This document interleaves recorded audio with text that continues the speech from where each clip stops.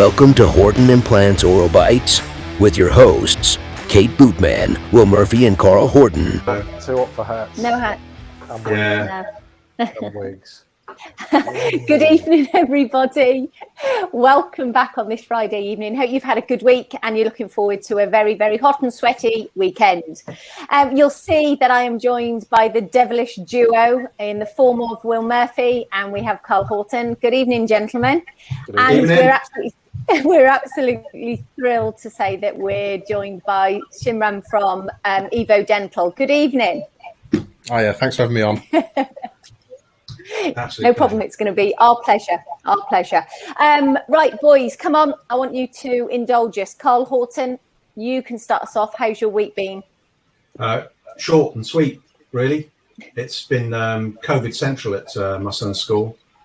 So unfortunately, he's now going to miss the last few days of school because they're self-isolating, dropping like flies. Today, just chatting off air with Simran. It's been quite an interesting day. Thankfully, a nice, straightforward sinus lift with a fairly few straightforward implants. So that was nice at Liberty Place. Malvern the day before that, so still doing the travelling around. Again, two great clinics, excellent support. Something on the online stuff, building up the courses, and it's been a real thirsty day, so I have to take a little sip of this. Will, you watching anything? Oh. Is that the absinthe? Oh, get lost. Seriously. Yeah. Very refreshing. Good man, Carl Horton. Horton vodka. Gets us through the day. They do this alcohol-free gin, which tastes just like gin. Oh, yeah. But they can't call it gin, can they? They have to call it something else. Because you can't say gin you can't have alcohol-free gin, apparently. Oh, okay. There you go. Everybody. Yeah, thank you. It's not just teeth you get on here, is it? No. And yeah, just nice and straightforward. A lot of planning. I mean, so I've had a few little issues with a couple of the bits on the planning side, just because we use some software that we have to upload, and we use a company where they email it to us, and just struggled sometimes getting that. So that's been my pain of the week, and hopefully we've managed to resolve that with a few little sort of what I don't know what you call it really. I don't know what you put. Protocols, shall we say? Put some protocols into place, so hopefully that won't cause us any niggles. That's been it. But I know there's somebody that we're going to talk to that's got some amazing protocols, which I think just blew me away when I saw how smooth they were. But anyway, that's been my week. Your week, good man. You've survived. That's a good sign. So, Will Murphy, what about yourself? Very nice week. Started off with a nice weekend in the Cotswolds last weekend. Very good. Didn't quite go to plan, because the whole idea was to stay at this sort of nice Cotswoldy pub restaurant, which is pretty well renowned for the food and the restaurant. However, when we got there, it sort of appeared it was all very quiet, and so we were booked into a sort of sister restaurant for the first night, and that was fine. And then the second day, I worked out something wasn't quite right, really, because there seemed to be nobody in the kitchen. And then it transpired that the chefs had all had to isolate. So they were keeping it under wraps a little bit. And all of a sudden they were kind of like, but we can do you a pizza. You're like, let me think. So there was a little van in the car park sort of firing at pizzas, which looked very nice, but I guess that wasn't really the whole reason for going. So I did a little bit of passive-aggressive customer relations work, and our money was refunded, and we headed home and had a nice takeaway. Oh, so yeah, maybe another time, but it was great. Yeah. It was good fun. We actually we thought we'd drive past Jeremy Clarkson's farm, because he's in the area, and he's got his little shop. Yeah, so the Diddley Squat Farm shop. So we drove past, and there was a queue like about a mile long for this tiny little shack that just sells a bit of tat. So we thought, forget that. Turned around, headed for home. Dentistry wise, just running around from Birmingham to Norwich to Hertfordshire. Everything's gone pretty smoothly this week. I've got no tales of woe to report. You know, Fantastic. all the implants are in the right place. In terms of planning, I use a sort of pen and a bit of paper. So Nothing wrong with that, Will. Nothing wrong. I tend not to have those glitches unless like the nib breaks off the pencil. But you know, that can be resolved. So apart from that, everything's run pretty smoothly. There you go. Brilliant. That's me. Fantastic. That's what I like to hear. Has it been one of those cheeky 4-day weeks for you? No, I'm afraid I've done the full 5 days. I know someone's got to do it. Yeah, there you go. We'll get over it. Oh, fantastic. Well, boys, I'm glad to see you've survived your week. And as I say, Simran, we're really, really pleased you've joined us. Now, obviously, we know a little bit about yourself and where you work with EVO Dental. Can we ask you to tell those out there who don't know what EVO Dental is? Yeah, so we're a clinic that focuses our sort of work on just full jaw implant rehabilitation. So rather than sort of doing sectional singles and that sort of work, we tend to we just treat patients who are sort of terminally dentate or edentulous, and we just do full jaw implant rehabilitations. Okay, and Carl was, Will, you spoke about it when you came back from the EVO experience, but the processes are absolutely amazing. I think you're underselling it here. If I'm going to be honest. So. Yeah, so I think certainly the practice itself, I think started around 2007 up in Liverpool, and originally it was sort of just it was an implant practice, and I think over the years it's morphed into what it is today, and I think that's where the sort of evolution name comes from. EVO Dental is over the years, it's morphed into just focusing on that one line of work, and I think it's got its benefits of being sort of focused in one area. You know, you can really specialize the whole sort of setup, even the sort of the clinic, to just that one treatment, rather than having to cater for everything else. So who's behind it, and what's your role in the whole thing? So the company is it was founded by a chap called VJ, and my role in the company is, so I'm the senior clinician in our Solihull clinic. We have 3 clinics, one in Liverpool, one in Heathrow, and now one in Solihull, which we opened, I would say, late May. It feels like years, but I think it's only been about 6 weeks. I've been with the company for, I think I joined 2019, and I've been up in Liverpool working with Isabella, who I think you may have met, and then since we've opened our Solihull clinic, I've sort of migrated down here. So I'm still looking for somewhere to live, but we're getting there. Oh, Solihull is a pretty nice place to live. Can't argue with that. So, what's your background in implants? Where did you get into it all? So, bit of a long-winded story, I guess. I qualified in 2016, and then I joined a practice over in Lincolnshire, and I had a patient come in with a lower all-on-4 and a couple of implants, and sort of being a couple of months out of uni, she was like, how's it looking? Is it looking good? And I was thinking to myself, I know what this is, but I don't know how healthy it is and whatnot. So I thought to myself, this is something I really need to sort of look further into. So we had an implantologist in house. So I started spending a bit of time with him, and I thought just watching him do placements and follow-ups and things, and then I was just watching, thinking, it's how hard can it be? You make a hole, put a screw in it, So it's pretty straightforward. Great. It's actually Sam Mohammed, and he does a course with Mukesh and Azhar. So I thought to myself, well, if he's local, easy to get a mentor, I'll do his course. So I did his course in 2018, and yeah, I did his course, and it was great, really good experience. Learned a lot, and then a job came up for an intern position at Liverpool, I think just as I was finishing, and I was, really excited. I was just finished my course. I thought, this is what I want to do, and the opportunity came up.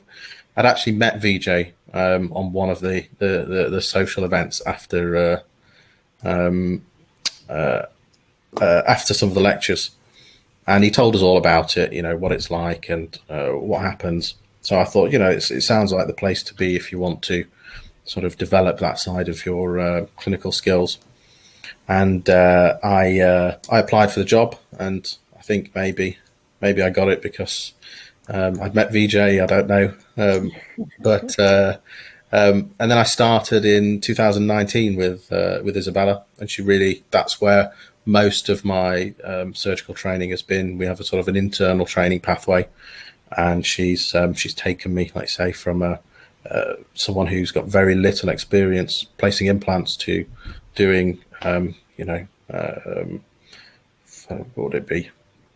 Initially, I was doing probably in Liverpool 4 arches a week, up to now doing probably 8 to 10. So that's a pretty rapid turnaround, isn't it? So I mean, but I guess in terms of years and months, your experience, I suppose, is it's been pretty rapid and a quick learning curve, I'd imagine. I mean, even now on these full arch cases, sometimes what you've planned and what you go in to put your implants into can be wildly different. Sort of, how do you sort of cope with that? Is it having somebody over your shoulder with more experience to bring in? I think that was one of the factors that really drew me to going down that pathway with EVO was, it must be such an intimidating prospect to learn something like full arch implant rehab alone in practice with a mentor. There's so many different variables, so many things that you have to account for, so many things that can go wrong, and you need that support. So I think the great thing about being in EVO is it's the only thing we're doing. I've got great support. Isabella was always in the next room, and it was a very gradual process. Everything, even, to a certain extent, these sorts of cases can all be thought through as a process, and you can learn all the steps of the process. And because I'm not needing to deliver the whole thing, you can learn it in bite-sized chunks and then put it all together. And that was how we did it. And then we would internally sort of grade our cases, from easiest to most difficult. And you would then start with the easiest ones, and then slowly work your way up the ladder until you are sort of doing the most difficult cases. And just like you say, it's having somebody there whose experience can guide you through it before you go in, and even if you need them afterwards or during the surgery. So I think that was the just a safe clinical environment which is supported, and that was what helped. How many? Sorry, go on. Sorry, go on, Will. I was just going to say, do you set aside time for complications and management of issues? Because certainly in my hands, and I don't know, some of the papers you read, Papas Spiridakis, a sort of review of full arches, complication rates can be up to 25-30%, covering from biological to mechanical issues. So presuming, you'll be within those statistics, as I presume everyone is, do you set aside time for that sort of follow-up and management? Yeah, I think, again, it kind of comes back to, because we're doing the one thing, the whole business is set up around obviously delivering that efficiently and managing everything that can sort of go on. I would say we always meet once a week. So we always meet once a week as a team. So we have a multidisciplinary team meeting with the technicians and clinicians. We're always reviewing the patients for the week ahead, all the prosthetic fits that we'll be doing the week ahead, and then any sort of cases where we have had any complications or unusual problems, and then we'll discuss them within a sort of team locally. So we'll have a meeting here in Solihull. They will be having one in Liverpool, and and one in London, and then also we can dial into the wider team. So I can dial in with Isabella in Liverpool, or Rudy down in clinical lead down in London. So there's a lot of support, and there's a lot of different I guess perspectives as well, which is quite nice. And then, you know, I think because we're working just on the one type of case or with the one treatment modality, we can I guess build that into the business. You know, we're vertically integrated. We have all the manufacturing and design is done on site. So prosthetically, we can manage everything, and we can have direct input into it. And then the same sort of, you know, surgically, we've got that capacity to manage those complications. And how many clinicians do you have in the Solihull clinic, Simran? At the moment, it's just two of us. So there's myself and Maria. So Maria is now sort of starting out her journey as an intern, and I get to give her the journey I've been through the last 3 years. And yeah, it's good. We'll have another one joining us about September time. So okay, it's not weird, fantastic. No, I mean, you hit on something there, and just to expand on it, it's something that both you and Will were just talking about. And when, I mean, you do these experience days, which maybe we can talk a little bit more about in some detail in a moment. But when I went up to Liverpool, you weren't up and running at this point, and got to see how everything was there. I think that team approach was fantastic, and the way that there was one of the mentees that's just learning there as well, and the way the whole team were involved on the cases, from everybody from the technicians to the clinicians, and the planning of the whole case, that was something that Will was touching on there, and the support that you all have, and the way that you all chip in and talk about that, the complicated cases, and the network that you've got. I think that adds to that training pathway, because I think from if you didn't understand what happens within EVO and the way that everything is organized, I think somebody might think, well, that's a rapid pathway for somebody to be in your position. But actually, when you see how it actually works, and the fact that you just focused on this treatment modality, and actually the support that you get, you know, I think it's fantastic. I think that the training pathway you have is superb. Yeah, I think I don't know, like you say, I don't know how I would approach this if I was to do it alone in practice. Yeah. You know, I don't know how I would approach it. If you're doing, you know, 4 or 5 cases a year, you'd be having a mentor for a couple of years probably. You know, so I would feel that would be necessary for myself. And you know, I don't feel like it's something you can learn on a weekend. It really is total immersion, and it was just 5 days a week. If you're not working in surgery, you're working on the prosthetic side, which is, you know, equally important. And having that total immersion, I think as well, what I liked about being in Liverpool was I've got the whole historical patient base to look back at, you know, so I'm seeing all the patients from 10, 15 years ago coming back for their checkups, seeing, you know, what's in their box, what prosthetics have they had, how do things look after all these different prosthetics, and how do things look after all these years. And yeah, it's really good for just building up your knowledge base and finding out how to manage these patients. Is there any academic sort of didactic learning on your pathway, or is it all just hands-on on the shop floor, as it were? Yes, it's hands-on on the shop floor. I think certainly that's an area that we are going to be working on more of the academic side alongside what we're doing clinically. It's one of those which is it's a case of time, isn't it? You know, we have like I say, lots of data from all these cases, and it's just a case of collating it and starting to look. So can I ask, Simran, with the patients that are coming through to your clinics, obviously they are having, as you say, the full arch work done. So, I mean, I know some of the answer to this, so really I'm just asking you to explain it to those out there. Not just everybody is suitable for this treatment, which we understand. So you guys have a triage system. That's it, yeah. So we have We have a sort of a patient journey, and that starts with the triage system. In fact, we have an inquiry form on our website, and the patient will fill this out, and one of the questions will be, what do you think you need? Is it a single tooth or a few teeth or a whole mouth? And if they select single tooth or a few teeth, then they're automatically sort of put to one side.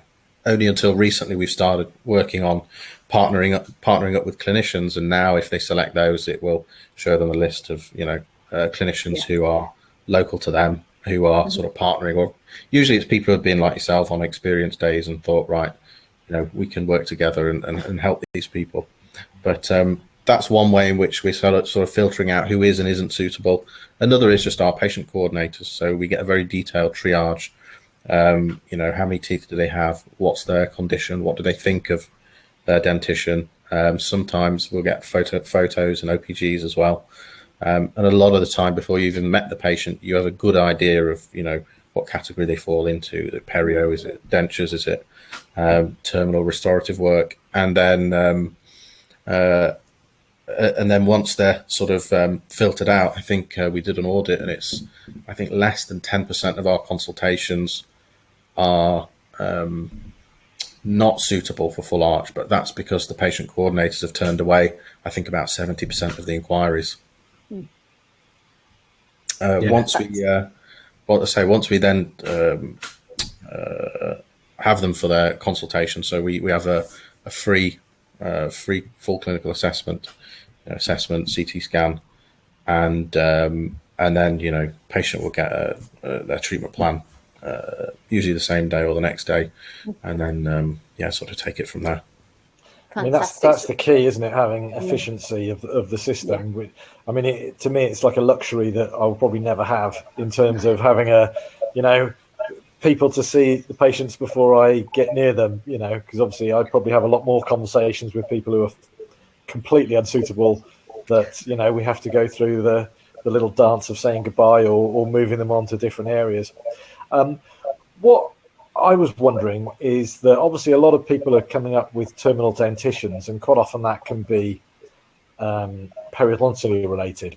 And obviously, as we know, the bugs that have caused the periodontal disease, or the host responses, are still going to be there in full arch implant cases. They don't just go away. What sort of follow-up and maintenance, and how do you kind of get that across to the patient that, we're all sort of married to our implant patients in some respects, aren't we? How's that side of things managed?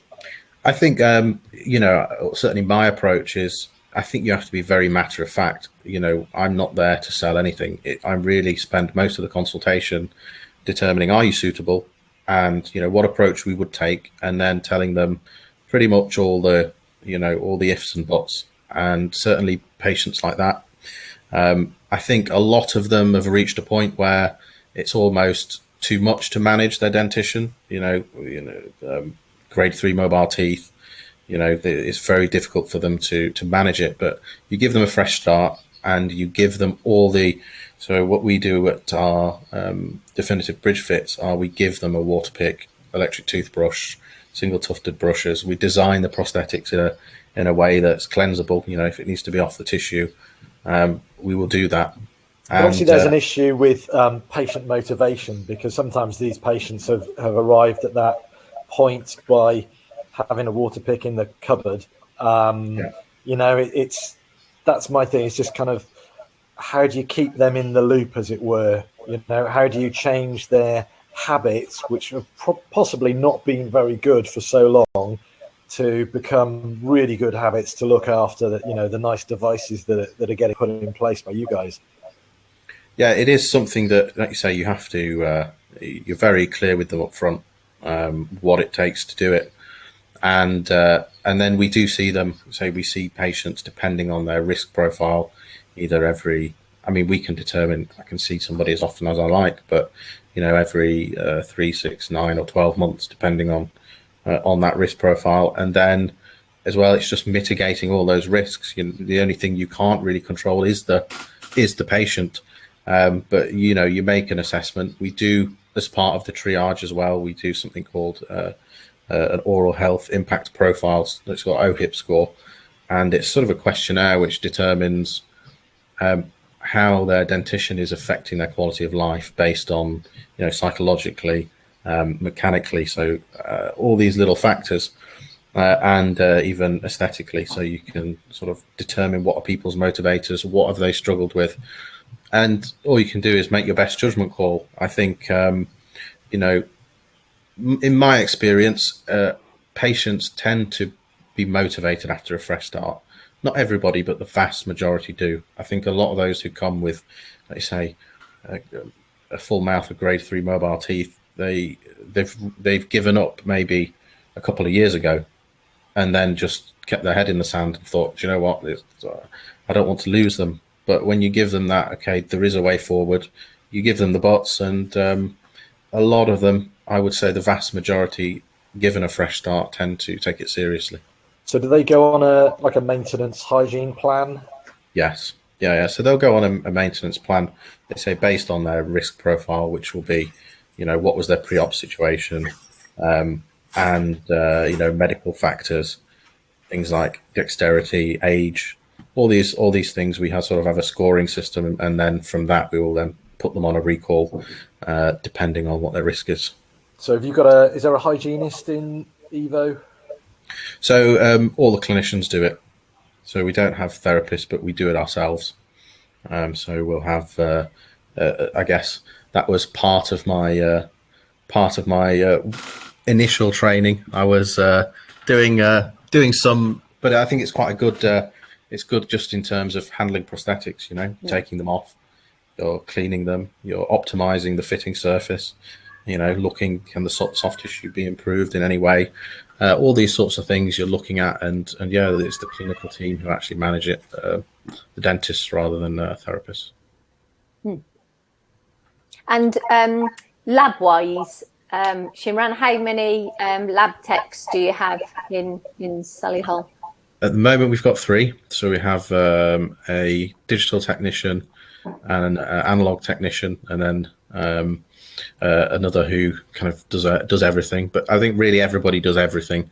But yeah, our lab we have milling machines, so we mill our prosthetics on the day. We mill them to the implant interface, so directly, and we have a team that, so usually I'll finish surgery, sit in with the digital tech, review the design, and then we'll finalize that together. Now we've got the implant locations, and then we'll send that through to Millet, and then the analog tech will finalize that. And then even just for, I think it's great for, and this is something I'd miss in practice, is just for maintenances. So recalls, you can always take it into the lab, again, optimize the fitting surface if you need to, or reline it if you need to, or, manage repairs and things like that. It's all just very easy to just wander into the next room, get it dealt with, and then patient on their way. Yeah, they must be busy people. Do you do any sort of pre-op planning? Do the technicians kind of plan things pre-op at all? So do they kind of have the scan, the CBCT, and have a look at the sort of superstructure and maybe plan that before the patient comes in? And is there any of that, or is it just Yeah. So what we'll do is we'll that's part of our multidisciplinary team meeting. So we'll have the data from the clinical assessment. We'll then, I'll usually just record a short video of my thoughts about, the patient, the general idea for the prosthetic plan. We'll then at the meetings we'll get those up. We'll watch the videos and then start. It's quite nice because it's everybody mucks in. There's not I'm the boss. I say how it goes. Everybody mucks in. Everybody's opinions heard, and then we kind of do what we think is best for that patient. So we have a general plan, and then we get it all up. We look at all the data, and we finalize that. But then, let's say the nature of surgery is you will see something during surgery, or you will place your implants in a certain way based on, what happens during the surgery, and it's good to be able to make those tweaks afterwards as well. Yeah. I was going to say, because the design element can sometimes take quite a bit of time. Yeah. So I'm thinking if you just suddenly gave the the technician the scan or the cast, depending. I think you guys are scanning. You can probably tell me a little bit more about that in a little bit, because when I was up at Liverpool, they were still using the plaster Paris. But I thought if you give that to the technician's then got to design everything. That's quite a lot of work to be able to get that designed and then get that onto the machines and milled and then everything put into place and then fitted, because you're probably quite rapid within the surgery because you just basically, you know what you're doing. You pre-planned it, you know where you're going to be putting the implants within reason. If the bone behaves itself, you're quite quick. But those technicians, that takes quite a lot of time for them to be able to plan that prosthesis from the scan they have and then get it onto the machines again. It takes certainly a lot longer than you probably take to put the implants in and close everything up. That's it. I think with us having sort of a pre-op set, I guess you call it a wax up, wouldn't you? But a digital one, pre-op digital wax already, and most of the time, I would say, we do our surgery. It's in the right prosthetic envelope, the placements, and we're sort of where we want to be with the wax up. All we're really doing is looking at it and saying, yes, let's go to the next stage, and turn that from a digital wax up to a physical set of teeth. But I would say 90% of that work is done, much long before the surgery, and then final few tweaks on the day based on whatever you see during surgery or things like that. I was impressed. So on average, your technician was saying that they'll be able to mill the whole prosthesis in about an hour and a half or something, or they're heading towards that level of. I mean, that's rapid, isn't it? Yeah. That's very quick. Very quick. So on average, if a patient was seen by yourself today, when would they be looking at having the surgery? I would say tomorrow. I don't know. I have to make the treatment coordinator. Half an hour. It would be, like you say, if it was that, they say treatment coordinator would get in touch with them, start the process. It would be then consultation, and then once they've had some time to digest that and the consent, we'd then follow up on the consultation. We do basically we call it a validation of the consent. We do that afterwards, and then that's probably let's say a week, 2 weeks before surgery, and then surgery. On the day of surgery, it's patient in at 9, patient out at 5:30 with fixed prosthetics, and then we will see them. We'll usually follow up just by telephone, so we'll call them 3 weeks later. Make sure there are no red flags, make sure everything's going okay. If we need to see them, we will. If not, we'll see them then at 6 weeks. We'll review them, check soft tissue healing, check sort of prosthetic positioning, because on the day of surgery usually they're a bit swollen and a bit sort of wonky. And then if everything looks good, 12 weeks we'll fit them with their definitive prosthetics, sign them off, and then it's on to maintenances. So it's a really sort of regimented process, and it's like I say, all our processes are quite well developed, and then it just allows that efficiency to get everything done smoothly. Flows nicely. Yeah. So I mean, if they had a consult 1 week, with availability wise, it could be likely that they'd be having surgery in 3 or 4 weeks' time. Something like that, yeah. And are many under sedation? Yeah, I would say it's interesting on that. Historically, we've generally just used oral sedation, so temazepam, and I think probably about a year ago we started doing IV sedation. I don't know. I feel like IV sedation is more intense but shorter, and it's harder to keep them sort of, I would say, at a comfortable level throughout the procedure. Whereas the temazepam, it's not quite as intense, but I think the patient's generally more comfortable throughout the day, almost like it's sort of, slower digesting. I think ultimately, how I present it to patients is, the sedation isn't going to do this for you. And it's one of those where, if needs must, then they will know that, actually it's worth going through it, ends justify the means.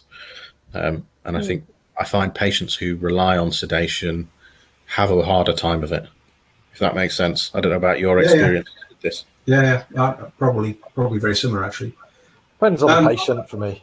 Yeah.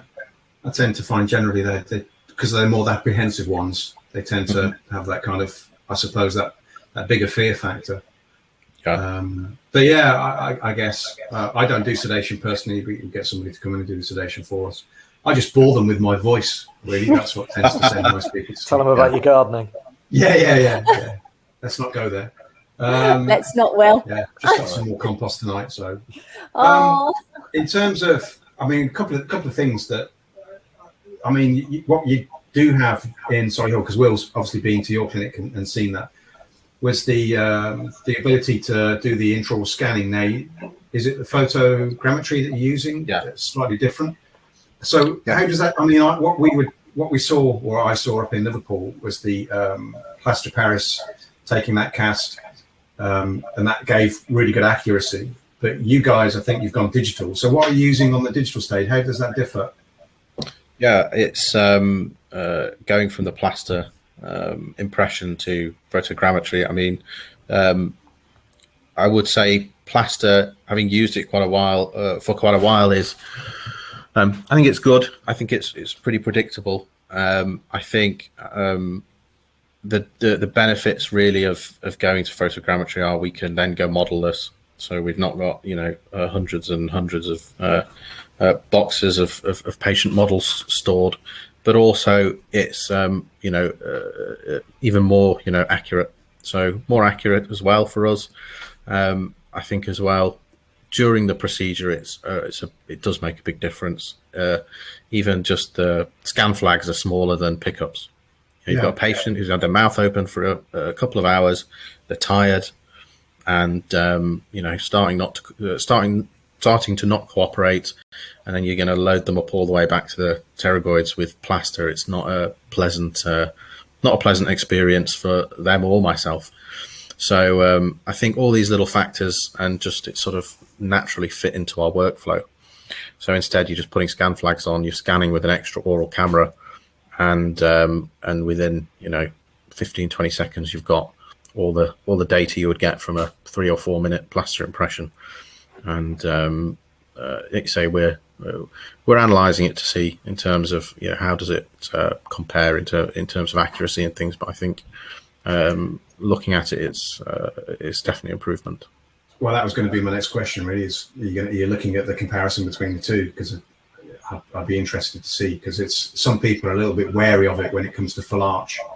But I've got a colleague that swears by it. He does a lot of full arch, but he's using an intraoral scanner rather than the photogrammetry. And then the other thing was the final prosthesis. I mean, what I saw, I know it's sold as a functional appliance, but it's not just a functional appliance, is it? It's pretty aesthetic at the end of the day. So they do get some very nice looking teeth. And it's what you produce is pretty decent quality stuff, isn't it? Yeah, I think say we do it, or we kind of, our angle is a functional rehabilitation. I think just the aesthetics come as a side effect of doing it. Really, a lot of these patients, say, either are missing a lot of teeth, or terminal perio, and it is a step forward regardless, if you know what I mean. But no, it's something that, say, we look at every single definitive at our multidisciplinary team meetings, and really look and try and get the best outcome for the patient. It's good to have that many eyes on it rather than just myself.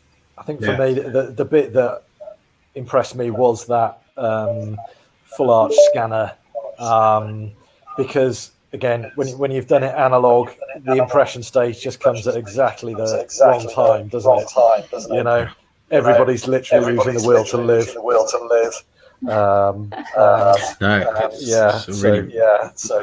It really makes a difference, I think, for the patient's comfort. It really does. I bet. Well, gentlemen, do you have any more questions? Because unfortunately, we've reached that magical time of the evening. Have we lost You turn your camera off, mate. My connection seems low at the moment, and I've gone to audio mode. Don't worry, mate. Oh, That's absolutely don't fine. worry, don't worry. Well, what you've done is you've actually beaten Will, because he's usually really rapid at. I'm usually first one off. Yeah. Fastest finger first. You've really upset him. You've really upset him. Trying to get to my first beer of the evening. So, never mind. Second place is fine. What we want to say is obviously a massive thank you. Even though we can't see you, we know that you can hear us. So a massive thank you, Simran, honestly. Massive. What we are going to do is there'll be some details of how anybody out there can contact EVO Dental. So we'll put the details on there for you. Will Murphy, pleasure as always. Carl Horton, it's all right. Yeah. When you say contact, we're going to put the stuff on for the EVO experience for dentistry. Yes, so that anybody that's sort of listening to this dental wise, and also patients that are interested. But the EVO experience, just to say that, the thing that Will and I have been on. So you get to go for the day. Don't be late like I was. But you get to go for the whole day and have a look at how EVO works it's like a tour around the inside of the Cadbury factory, but more, it's more interesting. And Simran, I mean, I've never known all three of us want to ask questions so intensely. I feel you've been put under a spotlight there, so I do appreciate it. Thank you very much. Oh, thank you for having us. And anybody welcome to come spend a day with us and sort of watch a patient journey. Hopefully, highly recommend it. Highly recommend it. Right. Well, as we say, we'll definitely put the details on there so that they know who to contact. Brilliant. Gentlemen, in the meantime, have a fantastic weekend and see you next week. Thank you. Yeah. Cheers. Take care. Bye-bye. Bye.